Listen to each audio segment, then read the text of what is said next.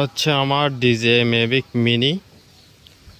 ড্রোনটাকে দেখতে পাচ্ছেন, ড্রোনটার উপরে কিছু ডিভাইস অ্যাড করা হয়েছে।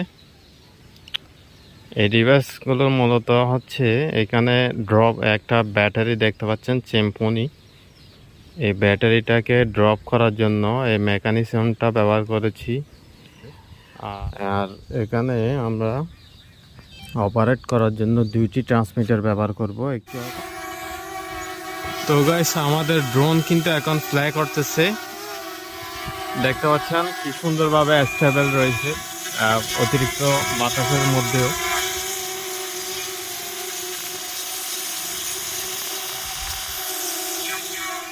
এটা যখন ডাউন করে দেবো, এখান আমাদের ড্রোন থেকে ড্রপিং শুরু হয়ে যাবে। এই যে ড্রপ হয়ে গেল। আমরা ড্রোনটা ল্যান্ড করে ফেলবো। ড্রোনের ব্যাটারি শেষ, যার কারণে সাইলেন্ট দিচ্ছে।